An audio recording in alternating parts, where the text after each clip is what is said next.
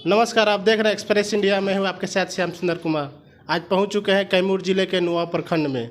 यहाँ पे हमारे साथ मौजूद हैं रामाशंकर मूल निवासी जी, जो कि ये ईवीएम के लेकर बहुत से नाराज़गी जताए हुए हैं। इनसे जानेंगे ईवीएम को लेकर आप नाराज़गी क्यों जता रहे हैं? ईवीएम को लेकर आज जो देश में माहौल बना हुआ है वो सारे देश के लोग ईवीएम के विरोध में हैं। तो केवल मेरा व्यक्तिगत कोई वो चीज़ नहीं है कि हम व्यक्तिगत नाराज़गी जता रहे हैं, क्योंकि 8 अक्टूबर 2013 को सुप्रीम कोर्ट ने फैसला दिया, जो कि कागज़ हमारे पास भी है, जो सुप्रीम कोर्ट का कागज़ है, इसको आप देख सकते हैं। और जब उसने ईवीएम के विरोध में फैसला दिया कि EVM machine free fair and transfer चुनाव नहीं करा सकती है, यानी ईमानदारी से चुनाव नहीं करा सकती है, इसके बाद भी इलेक्शन कमीशन ज़बरदस्ती से लोकतंत्र की हत्या कर रहा है। तो हम लोग इसके विरोध में हैं और संगठित रूप से हैं, क्योंकि संगठन हम लोग वामसेव संगठन के कार्यकर्ता हैं, भारत मुक्ति मोर्चा के हम लोग कार्यकर्ता हैं, तो हम लोग इसके विरोध में हैं। अच्छा, पता चला कि आप लोग ईवीएम तोड़ने की प्लान भी बनाए हैं, इस पर क्या कहेंगे सर? हम लोग 31 जनवरी 2024 को दिल्ली के जंतर मंतर पर लाखों की संख्या में आंदोलन किए। उसमें माननीय वामन मेश्राम साहब ने 10 दिन का समय चुनाव आयोग को दिया था कि चुनाव आयोग अगर चाहे तो अपना फैसला बदल ले और समाज हित में, देश हित में, संविधान हित में कुछ निर्णय दे, मगर 10 दिन में वो निर्णय नहीं दिया। तो अब हम लोगों के पास एक ही विकल्प है कि हम लोगों को मशीन किसी भी हालत में तोड़ना होगा, क्योंकि ये देश बचाने और लोकतंत्र बचाने, संविधान बचाने का मामला है। इसलिए इस देश भर में हम लोग मशीन तोड़ने का काम 15 लाख बूथ पर करेंगे। मशीन तोड़िएगा तो आपके ऊपर देशद्रोही का केस भी हो सकता है सर। संविधान में कहीं भी नहीं लिखा हुआ है कि हम लोग अगर लोकतंत्र को बचाने के लिए, संविधान को बचाने के लिए अगर हम लोग मशीन तोड़ रहे हैं तो हमारे ऊपर देशद्रोह का मामला होगा। ये कोई भी आदमी साबित नहीं कर सकता कि हम लोग देशद्रोही हैं। देशद्रोही तो वो होता है जो देश के विरोध में काम करता है। हम लोग तो देश के हित में काम कर रहे हैं, तो हम लोग देशद्रोही कैसे हो सकते हैं? ये बताइए सर कि इतना प्रशासन रहते हुए आप कैसे तोड़ेंगे? प्रशासन चाहे जितना भी हो, देखिए कोई भी लड़ाई हौसला से लड़ी जाती है, शारीरिक बल से कोई लड़ाई नहीं लड़ी जाती है।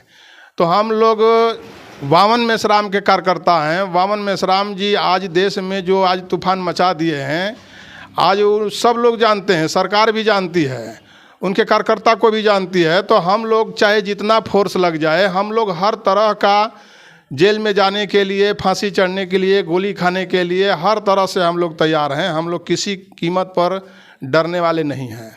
अगले जो आपका प्रोग्राम दिल्ली में हुआ था, रेलवे मंत्री ने वो रेल को स्थगित कर दिया, इस पर क्या कहेंगे? ये कोई नई बात नहीं है। हम लोग जब नागपुर में आरएसएस का हेडक्वार्टर 2022 में जब हम लोग 6 अक्टूबर 2022 में गए तो वहाँ भी ट्रेन रद्द कर दिया। इसके बाद हम लोग बनारस में 24 सितंबर 2023 को गए थे, तो उस समय भी ट्रेन रद्द कर दिया। मथुरा में आंदोलन हुआ था, वहाँ भी ट्रेन रद्द कर दिया।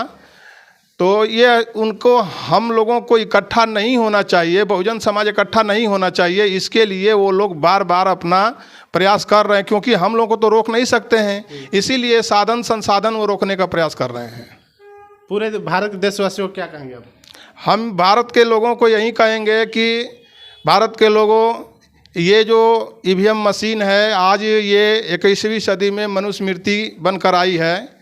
अगर ये ईवीएम मशीन के से चुनाव अगर होता रहा तो आज देश में कुछ बचने वाला नहीं है, कुछ बचा भी नहीं है, देश बिक गया, सारा चीज़ बिक गया।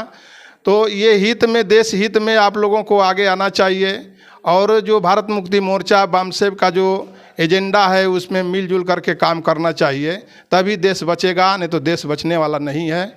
देश हम लोगों का गुलाम की तरफ काफ़ी रफ्तार से जा रहा है। क्या वामसेव जो संगठन है, क्या बहुजनों का संगठन है?